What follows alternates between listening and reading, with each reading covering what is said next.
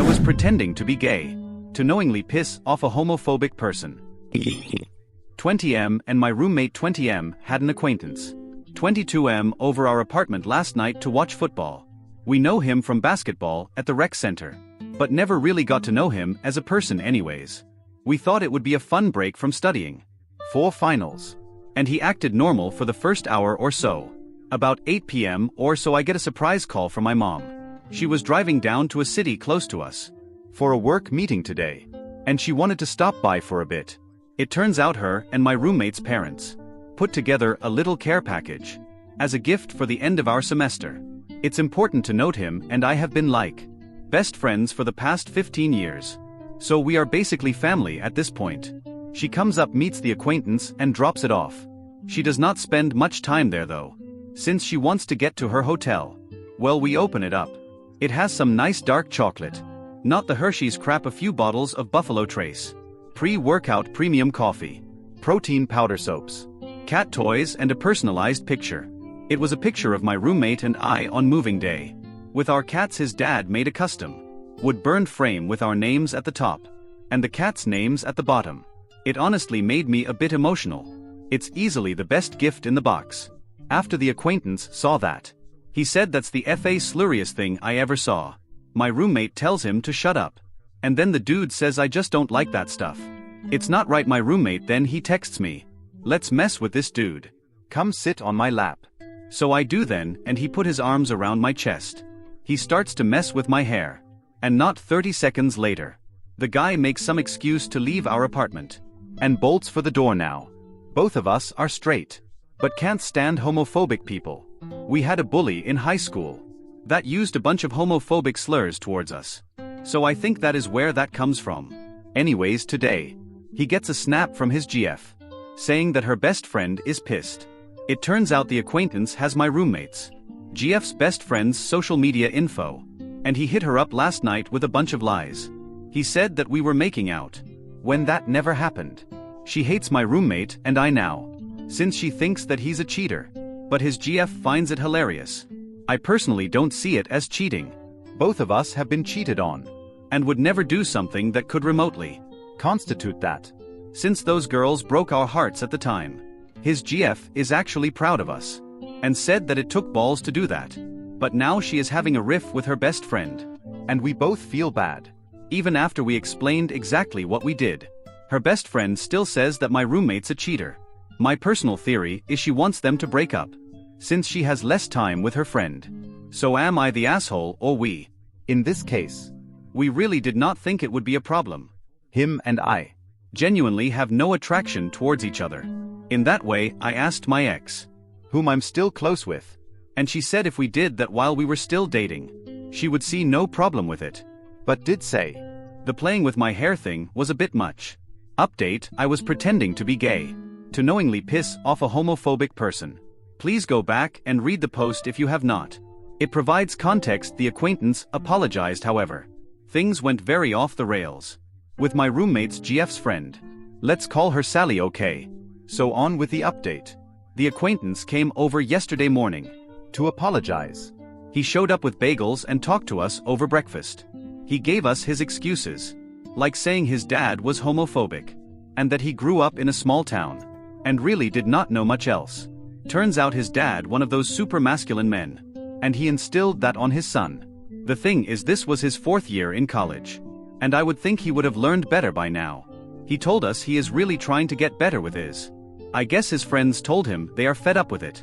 After he asked them about the situation, he asked to hang out with one of our friends who is gay, in hopes that will help him get over his own bias, since he admitted it was irrational. I called the gay friend, let's call him Jerry, in question, and he said he is up for it. So that will probably happen soon. I told Jerry the whole story. After the acquaintance left, Jerry asked me about his friend group, and to cut to the chase, his friend group is extremely diverse, with people of all different cultures, and even some international students. So this more or less gave Jerry hope that he was being genuine, and just a misled guy, or even been through something we don't know. Jerry is also far more patient than I am, and more mature, so I hope that the acquaintance is being genuine in wanting to change his ways. And Jerry can help him okay. Now on to Sally. This is where things go a bit off the rails. So last night my roommate and I were originally just supposed to hang out and drink a bit, maybe play some video games. His GF ends up asking to come over, which is fine. The three of us end up playing some board games. I wanted to invite my ex too, since her and I are still good friends. But they helped me figure out that I was clinging on to too much hope, and it would be best for me to move on, since she had started talking to a new guy already. And I hope the best for her. He seems like a good person. Well, they were right. And this ties into the next thing. I felt out of place, kind of like a third wheel. They both reassured me it was fine. But then my roommate gets the idea to invite Sally, to give her a chance to make things right. With all the drama, his GF was still kind of mad at her, but said it was fine and I was neutral about it. But I decided why not, so Sally arrives. I think it's about 10 p.m. at this point. We all have a little talk with her. That we don't want drama, we want it to be a fun night. And what happened a few days ago was the past. So let's not bring it up. And hopefully make good memories. Things are good for a bit. We played Monopoly and talked and joked. Like I said, my roommate and I were drinking. His GF decided to stay sober just in case there was an emergency or something. And Sally did not drink, since she does not like whiskey. It came to a point I was like 6 shots worth deep. Not full glasses, I would have been on the ground, lol. My roommate told me that I should probably stop for the night. He could tell I was getting a bit in my feels about my ex and knew what came next was me being emotional and upset. He was right, so I stopped drinking for the night. Update continued well. Sally took that and tried to argue with him. She tried to tell me to drink more, and I would feel better. It's like she was waiting to start something. I told her no. My roommate and I know each other's limits, and we hold each other to that, since we don't want to be puking. My roommate also gave her the death stare, lol. Him and his GF also tried to change the subject to sport, but for some reason, Sally keeps wanting to bring up my ex, even though I really don't want to talk about it. My roommate and his GF get pissed at her for that, and I'm just sitting there thinking in my own head. At this point we stopped playing the game. I told them all to stop it, and let's just watch a funny movie. Sally put her arm around me and was like, "See, you're upsetting Steve." I gently pushed it off and just told her not tonight, just to let me be. We do go watch a movie, but about halfway through, I decide to go lay down since I'm tired. So I lay down and put my earbuds in, since I want to listen to music as I fall asleep. Well, I got up this morning.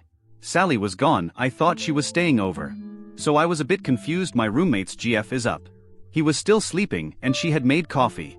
Well, I asked her what happened to Sally, and oh boy, she told me that my roommate caught Sally trying to get into my bedroom. Last night, I must not have heard it, since I had noise cancelling on my earbuds. She said it was like 5 minutes after I went to lay down, and as they were going to bed. Sally's excuse was she did not believe me, that I sleep with a stuffed animal in my cat. She said she needed to see for herself that my cat does not eat my stuffy. My cat leaves him alone. He sleeps on the edge of the bed, and he's usually up a time or two for either his litter box or water bowl. He's a well-behaved cat. I sleep in my underwear, so I felt kind of violated. I locked the door. Luckily, all the cat stuff is contained in the room and ensuite bathroom, but still, if I had not, I don't want her seeing that my roommate and his GF kicked her out. But she told me they had a huge argument. No yelling, but basically they are not friends anymore.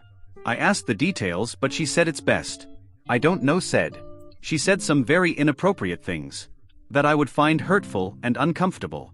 And since I have enough on my plate with my ex, among other things, her and my roommate stuck up for me. I am very grateful. The last thing she told me and kind of confessed to is she gave Sally many chances as a friend and held on to the good times too much to logically evaluate the whole thing. She said Sally was quite manipulative, and she kind of fell for it every time. She advised me if Sally texts me or tries to talk to me, to keep it short, and if she ever tries to talk me into anything, just to say no. When my roommate woke up, he just asked what his GF told me and hugged me. He also said that I really don't want to know what Sally said. He would tell me if I want, but I decided it's for the best to let it remain a mystery. I'm kinda curious and might ask later, but again, if it's over and done with, it may not be worth spending my time thinking about. I trust that my roommate's intuitions. He said sorry for wanting to invite her. But I told him it's not his fault. I guess now, all that is left is to watch some football. And pretend like this never happened. I dropped a family secret bomb. And then ghosted all 75 members of my family. Hi, I'll try to keep this brief. But there's a lot of history. I 28 FM. From one of those families that have a lot of people. That all go to church and then dinner together. Cousins thick as thieves, sisters are best friends. Etc. Everyone just hangs out with each other. Up until I married my husband 30M. I was exactly the same and very close with everyone. Now a quick insight into my bleak childhood. The close family belonged to my mother, who married several men. Over the course of my childhood. Important later, my father, who had primary custody, was an angry druggie, who was forcibly removed as my guardian by the state. When I was 12 at the same time, my mom L44F married her final husband, B55M, who really stepped up to fit into a corny stepfather rom-com where there's baseball in the park, wiping up makeup from breakups, shopping sprees, just dad shit. I kept getting told he was a great dad, and we were so lucky to have a man to really be there for us. It was supposedly the cornerstone of his and my mom's relationship. He was a first responder too. Just all around perfect. I heard it until I was grown and moved out, but he had been wali assaulting, molesting me every morning since I was 14. I never told anyone because I believed them. He was great except in the morning. Fast forward to meeting my husband. Basically, he loved me through a lot of coping with my father's abuse. He didn't know about bees. From the start, my family hated my now husband. Members of my family actively tried to break us up. I still don't understand. And through a lot of negativity, I grew distant with everyone outside of LB and my siblings, but still seeing them for events like Christmas, Easter, etc. Then one night a few months ago, I felt the need to tell my husband about B. It had been bothering me ever since I had had my daughter, and it came to a head, so I told him.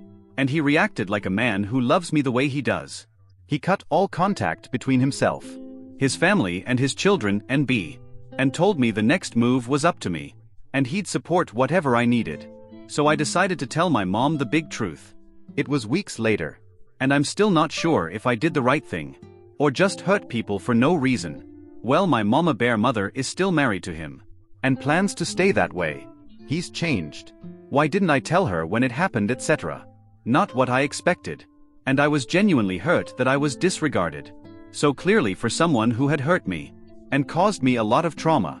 So when I saw her again, I lost it. I yelled at her for a lot of things that I had felt she had failed at, namely protecting me from my abusive father. She knew about the situation for 6+ years before charges were filed on him, and failing to value me now while projecting this stupid mama bear image. Well, I felt better and left. I haven't spoken to anyone but my one sibling since. The problem is, I lost it in the middle of a family game night, where almost all my extended family was in attendance. So now the secret's out, and I feel no need to talk to any of them ever again, as everyone wanted to keep it in the family. And for me to maintain a relationship with my mother, my husband's family has treated me so much better than any of them. But maybe they deserve explanation. Maybe I shouldn't have told my secret, 'cause my mom says that he's changed. I'm not sure, but it makes me feel more justified having written it down. Ada edit. I appreciate the kind words. I'm feeling a lot of love. The part 1 feel like the for is that I waited so long.